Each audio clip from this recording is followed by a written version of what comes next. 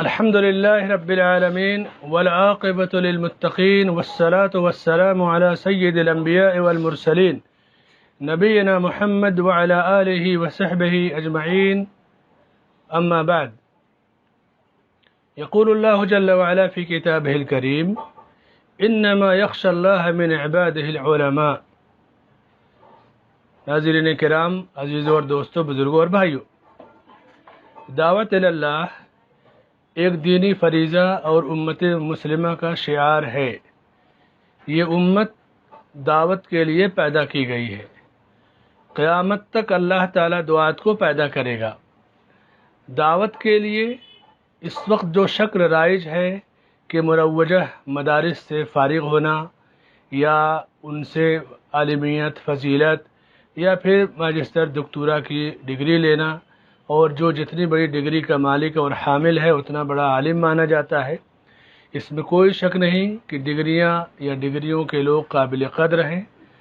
یہ اس وقت ہوگا جب ان کا حق ادا کریں. اور بہت سارے لوگ ایسے ہیں جو بغیر مروجہ ڈگریوں کے بھی دعوت کا مکمل کام کرتے ہیں. جب یہ نظام نہیں آیا تھا مدارس اور جامعات کا، اس وقت بھی علماء اور دعات تھے. کسی بڑے ادارے کے فارغ اور فاضل نہیں ہوتے تھے.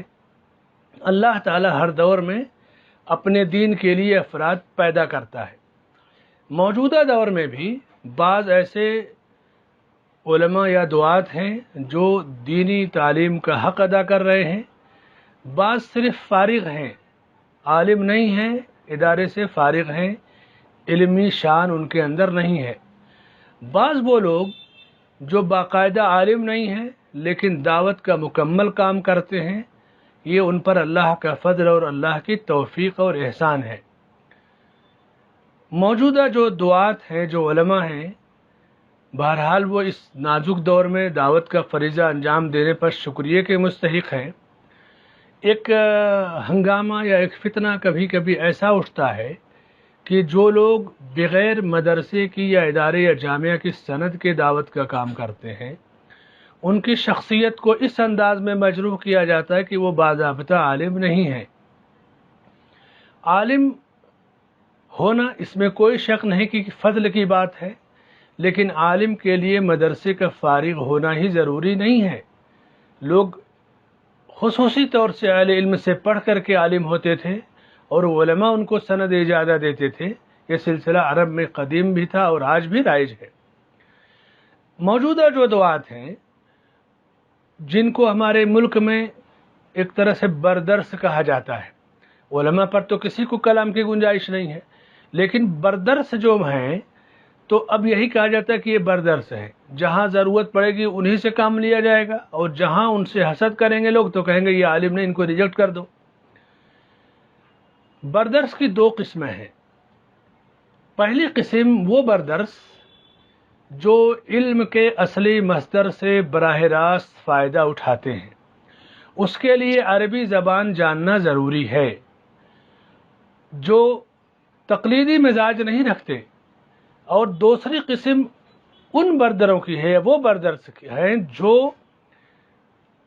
کتاب و سنت اور دین کے اصلی مصدر سے براہ راست فائدہ نہیں اٹھا سکتے، یا تو ترجمہ انگریزی یا اردو یا ہندی ترجمے سے فائدہ اٹھائیں گے، یا جس موضوع پہ انہیں بولنا ہوتا ہے، بیان دینا ہوتا ہے، تو کسی عالم کی کیسٹ یا اس کے بیان سے فائدہ اٹھاتے ہیں. تو بردرس کی یہ دو صورتیں ہمارے سامنے ہیں. ابو زید ضمیر صاحب انہی بردرس میں سے ہیں جو عربی زبان پر عبور رکھتے ہیں، علم کے اصلی مصدر اور سرچشمے صافی سے فائدہ اٹھاتے ہیں. ہندوستان کے تاریخی شہر پونا میں آپ کا قیام ہے. وہاں رہ کر کے انہوں نے عربی زبان حاصل کی. پونا یونیورسٹی ایسی یونیورسٹی ہندوستان میں ہے کہ جہاں ہمیشہ سے عرب طلبہ زیادہ رہے ہیں.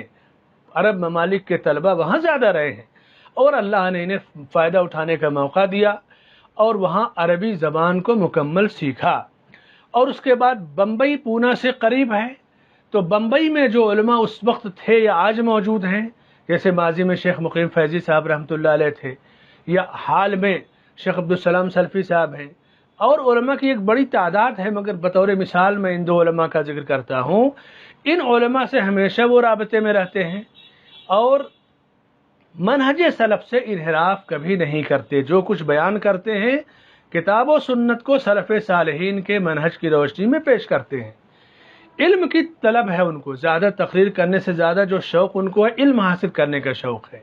ابھی مدینہ منورہ میں چند مہینہ پہلے، لاک ڈاؤن سے 2-4 مہینہ پہلے دورہ علمیہ ہوا تھا دکتور صالح العثیمی حفظہ اللہ کا. 1 ہفتے کا دورہ علمیہ، انہوں نے پورا دورہ اٹینڈ کیا، فائدہ اٹھایا. جبیل تشریف لے گئے کہ جبیل میں شیخ محمد رمضان حاجری سے علم حاصل کریں، مگر ان دنوں شیخ باہر کے کسی علمی اور دعوتی سفر پر تھے. اور اس طرح سے جب ہندوستان میں شیخ محمد رمضان حاجری صاحب ہمارے شیخ محترم جب تشریف لائے گزشتہ سال، تو ہم لوگ کا 10 دن کا دورہ علمیہ تھا میسور میں اور بنگلور میں. 5 دن میسور، 5 دن بنگلور، اور دونوں جگہ کتاب التوحید اور عمدۃ الاحکام ان کتابوں کا درس دیا. شیخ ابو زید ضمیر صاحب پونا سے بنگلور اور میسور گئے اور علمی دورے میں شریک رہے. میں خود ساتھ میں، ہم نے ایک ہوٹل میں قیام کیا، ایک ساتھ پڑھنے جاتے تھے. چونکہ ترجمان میں رہتا تھا شیخ کا، لیکن شیخ میرے ساتھ ہمیشہ طلباء کے ساتھ بیٹھتے تھے اور علم حاصل کرتے تھے. جو وقفہ ہوتا ہے ظہر سے عصر کا آرام کرنے کا، شیخ ابو زید ضمیر صاحب نے خواہش ظاہر کی شیخ محمد رمضان حاجی صاحب حفظہ اللہ سے کہ شیخ میں مزید کچھ خصوصی طور سے پڑھنا چاہتا ہوں. تو شیخ محترم نے اجازت دیا، اور پھر بنگلور میں ہی ظہر اور عصر کے بیچ کا جو وقفہ ہے ہم لوگ خود ہوٹل میں جا کر کے اصول کی کتابیں پڑھتے تھے. اس طرح سے شیخ نے علمی سفر آج بھی جاری رکھا ہے. بنگلور میں قیام کے درمیان ہم لوگوں نے کلیت الحدیث کا دورہ کیا. کلیت الحدیث ہندوستان کے ایک بڑے کلیات میں سے ہے. وہاں پر شیخ محمد بن رمضان حاجی صاحب نے درس دیا طلباء اور علماء کے سامنے. درس کے بعد مجھ سے کہا کہ تم بھی کچھ دیر تک درس دو. چونکہ شیخ کی موجودگی میں ہماری کوئی حیثیت نہیں، ہم تو شاگرد ہیں، سیکھتے ہیں، لیکن شیخ کا حکم، تھوڑی دیر میں نے درس دیا. اور پھر شیخ ابو زید ضمیر صاحب سے کہا کہ اب تم درس دو. شیخ نے بھی علمی درس دیا اور یہ دونوں درس تینوں عربی زبان میں ہوئے. عرب میں ایک طریقہ یہ ہے کہ جب علماء یا طلاب درس دیتے ہیں یا خطبہ دیتے ہیں یا بیان دیتے ہیں یا محاضرہ، تو کوئی بڑا عالم اس پہ تعلیق لگاتا ہے اور تشجیع کرتا ہے. آج بھی ریاض میں مسجد غربت دیرہ میں جو ملک کے نوجوان دعات اور علماء ہیں، یعنی دکاترہ ہیں، فضلہ ہیں، ان کا محاضرہ ہوگا اور سماحت شیخ مفتی عبدالعزیز عبداللہ علیہ شیخ حفظ اللہ اس پہ تعلیق لگاتے ہیں. تو شیخ نے اسی ڈھرے پہ ہم دونوں کے دروس پہ تعلیق لگائی، تشجیع کی، حوصلہ افزائی کی. یہ اللہ کا فضل ہے. یہ چونکہ درس شیخ ابو زید ضمیر کا ذکر ہو رہا ہے، ضرورت نہیں تھی کہ میں اپنا ذکر کروں، لیکن چونکہ اسی میں یہ چیزیں جڑی ہوئی ہیں. پھر اس کے بعد گزشتہ سال نومبر 2019 میں شبلی نیشنل کالج دارالمصنفین ہندوستان نہیں دنیا کا ایک تاریخی ادارہ ہے، وہاں ہر سال ایک سیمینار ہوتا ہے 2015 سے کہ امہات المومنین سیمینار. کالج کے اندر جو بے حیائی یا برائی ہے، فحاشی ہے، اس کو روکنے کے لیے، صحیح آئینہ دکھانے کے لیے یہ موضوع اختیار کیا جاتا ہے. اور بڑے بڑے فضلہ آتے ہیں. ہر سال کسی یونیورسٹی کے وائس چانسلر آئیں گے اور علماء بھی رہتے ہیں، دکاترہ بھی رہتے ہیں، اور سب سے کم پڑھا لکھا آدمی وہ بھی کم از کم ماجسٹر دکتورا ہی رہتا ہے. اس کالج کی شان ہے سیمینار کی. گزشتہ سال اس سیمینار کی صدارت آگرہ یونیورسٹی کے سابق وائس چانسلر صاحب نے کی اور کلیدی خطبہ ابو زید ضمیر صاحب نے دیا. کلیدی خطبہ بڑی حیثیت رکھتا ہے سیمینار کا. اس سے پہلے وہ سیمینار جب ہوا تھا تو کلیدی خطبہ ڈاکٹر یاسین مظہر صدیقی صاحب جو علی گڑھ سے آئے تھے انہوں نے دیا تھا. تو یہ بھی اعزاز اور شرف حاصل ہے شیخ ابو زید ضمیر صاحب کو. اسی طرح سے مولانا عبدالرحمن محدث مبارک پوری، یعنی ایک تو صاحب تحفہ ہیں، ایک مولانا عبدالرحمن مبارک پوری رحمۃ اللہ علیہ جو شیخ الحدیث علامہ عبید اللہ مبارک پوری کے صاحبزادے ہیں، اور ہندوستان سے مدینہ یونیورسٹی جو سب سے پہلا وفد گیا تھا پڑھنے، اس میں مولانا عبدالرحمن مبارک پوری تھے، جنہوں نے مولانا عبدالرحمن مبارک پوری، ڈاکٹر عبدالرحمن لیثی عمر آباد سے، ڈاکٹر حفیظ الرحمن اعظمی عمری، یہ پہلے بیچ کے لوگ تھے. اس وقت شیخ البانی رحمۃ اللہ علیہ مدینہ میں پڑھاتے تھے. یہ لوگ ان کے شاگرد ہیں. شیخ ابو زید ضمیر صاحب نے مولانا عبدالرحمن مبارک پوری سے حدیث پڑھ کر کے اجازہ لی ہے۔ بخاری کی حدیث انما الاعمال بالنیات میں نے بھی پڑھی، ہمارے ساتھ شیخ عنایت اللہ مدنی حفظہ اللہ بمبئی کے مشہور اور اچھے عالم اور شیخ ابو زید ضمیر، ہم تینوں کا سفر تھا، ہم تینوں نے حدیث پڑھ کر کے مولانا عبد الرحمن مبارک پوری صاحب سے سند اجازہ حاصل کی ہے۔ استاد الاساتذہ شیخ محفوظ الرحمن فیضی حفظہ اللہ جو شیخ الجامعہ تھے اور شیخ الحدیث سے جامعہ اسلامیہ فیض عام کے اس وقت ریٹائر ہیں، ان سے ہم تینوں نے حدیث پڑھ کر کے اجازہ حاصل کی، جس کے لیے شیخ خود ہمارے گاؤں بندی کلاں تشریف ہے، اللہ ان کو جزائے خیر دے، اجتماع ہوا، خطاب کیا، اور شیخ ابو زید ضمیر نے ان علماء کی موجودگی میں بہترین خطاب بھی کیا، درس بھی حاصل کیا اور سند اجازہ بھی جو ہے حاصل کی۔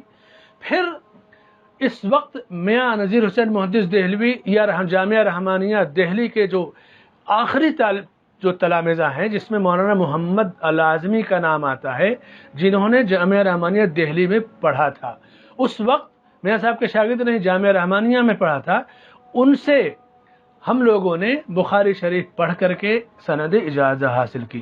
اس طرح یہ علمی سفر ہے۔ شیخ ابو ضمیر صاحب تنہا نہیں تھے، شیخ عنایت اللہ مدنی، خود میں اور شیخ ابو زید ضمیر تینوں کا وفد تھا۔ ان تینوں علماء سے ہم نے تتلمذ حاصل کیا، شرف تلمذ حاصل کیا اور علم کے اصلی مصدر تک رسائی حاصل کی اور ان کی حوصلہ افزائی اور دعائیں لی گئی۔ گزشتہ ہفتہ یعنی 26 یا 25 اکتوبر 2020 جامعہ محمدیہ منصورہ مالیگاؤں میں ابنائے جامعہ کا ایک مخصوص اجتماع تھا، مخصوص ابنا کی میٹنگ تھی، بہت سارے امور زیر بحث آئے، تو اس میں میں بھی الحمدللہ شریک تھا، مجھے بھی سعادت ملی۔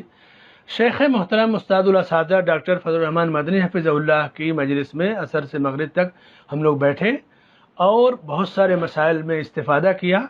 شیخ ابو زید ضمیر صاحب سے متعلق جو گفتگو آئی کہ شیخ یہ آپ سے شرف تلمذ حاصل کرنا چاہتے ہیں، ان کے لیے وقت خاص کیجئے، اور یہ تنسیق الحمدللہ ہو چکی ہے۔ مغرب سے عشاء کے بیچ میں شیخ ابو زید ضمیر صاحب ڈاکٹر فضل الرحمن مدنی حفظہ اللہ سے بدایت المجتہد یا فقہ کی اور چند اہم کتابیں جو پڑھنا چاہتے ہیں، وہ وقت ان کے لیے خاص ہے اور یہ علمی سلسلہ اور علمی تسلسل جاری ہے۔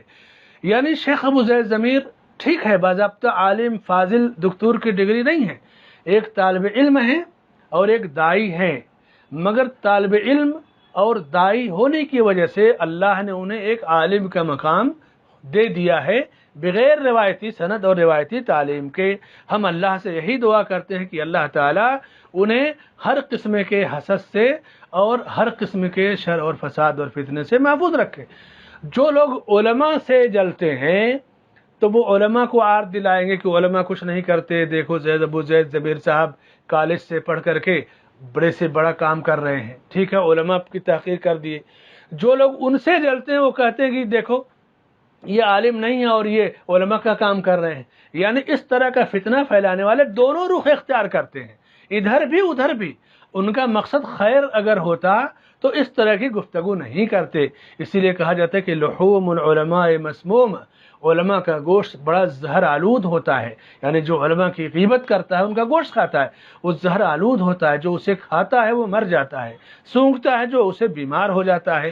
تو یہ چند مشاہدات، تجربات اور تاثرات کہ ایک شخص جس کو اللہ نے توفیق دیا دعوت کے کام میں اور اللہ نے مقبولیت بھی دی، شخصیت کو مجروح کرنا یہ کتنی افسوسناک چیز ہے۔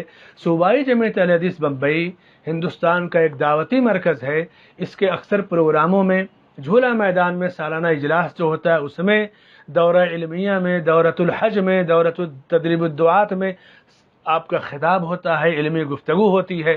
مرکزی جمعیت اہل حدیث ہند دنیا کے اندر توحید و سنت کی اشاعت کا سب سے بڑا ادارہ ہے، یعنی اس سے بڑا اسٹیج پوری دنیا میں دعوت کا کوئی نہیں ہے۔ وہ اس لیے کہ پوری دنیا میں کہیں بھی، یعنی ہندوستان میں 3 سے 3.5 کروڑ اہل حدیث بستے ہیں اور کوئی ملک ایسا نہیں ہے جہاں 3 کروڑ اہل حدیث ہوں، 3 کروڑ کی تعداد میں سلفی رہتے ہوں، مختلف مکس ہیں۔ تو ہندوستان میں مرکزی جمعیت اہل حدیث پوری دنیا میں توحید و سنت کی دعوت کا سب سے بڑا اسٹیج ہے، اور چند سالوں سے رام لیلا میدان دہلی کے اندر جس کی کانفرنس ہوتی ہے، ائمہ حرمین شریفین آتے ہیں، ملک کے علماء رہتے ہیں، اس میں ابو زید ضمیر صاحب تشریف لے جاتے ہیں اور خطاب کرتے ہیں، مختلف نشستوں میں گفتگو ہوتی ہے۔ علمی لحاظ سے ہندوستان میں علمی درسگاہوں میں جو مقام جامعہ سلفیہ بنارس کو حاصل ہے، خالص توحید و سنت اور منہج سلف کی ترجمانی میں آزادی کے بعد قائم ہونے والے اداروں میں کسی کو یہ مقام نہیں مل سکا۔ یہ اعزاز اور یہ حسن ہے اس ادارے کا، جامعہ سلفیہ بنارس کا۔ اور جب وہاں کبھی بڑی کانفرنس ہوتی ہے، پروگرام ہوتا ہے، تو جامعہ سلفیہ بنارس جیسا ادارہ جہاں سے پڑھ لینا ہی سعادت کی بات ہوتی ہے، وہاں جا کر کے آپ خطاب کرتے ہیں، طلباء سے گفتگو کرتے ہیں، اور طلباء اور علماء اور اہل بنارس فائدہ اٹھاتے ہیں۔ اس سے بڑی سعادت اور تزکیہ کیا ہوگا؟ صوبائی جمعیتیں، چاہے بمبئی ہو، کرناٹک ہو، گوا ہو، اور پورے ملک کی جمعیتیں، مرکزی جمعیت، جامعہ سلفیہ، علماء ہند و پاک، عالم عرب کے علماء کرام، سب آپ سے خوش ہیں۔ ان کو جہاں پڑھنا ہوتا ہے پڑھاتے ہیں، سیکھنا ہے سکھاتے ہیں، ایک دوسرے سے افادہ اور استفادہ کی شکل عام ہے۔ میرے بھائیو اور دوستو، اللہ کا یہ فضل ہے، اور اللہ جسے چاہتا ہے اپنے فضل سے نوازتا ہے۔ ذالک فضل اللہ یؤتیہ من یشاء۔ ہم اللہ سے یہی دعا کرتے ہیں کہ ہمارے برادر محترم ابو زید ضمیر صاحب پر اللہ اپنا فضل قائم و دائم رکھے، ان کی دعوت کو قبول فرمائے، اور حاسدین کے حسد سے انہیں محفوظ رکھے، اور ہر قسم کے فتنے سے محفوظ رکھے۔ جو لوگ اس طرح کی آواز اٹھاتے ہیں، اللہ تعالیٰ انہیں ہدایت عطا فرمائے۔ آمین۔ وصلی اللہ علی نبینا محمد وعلی آلہ وصحبہ اجمعین۔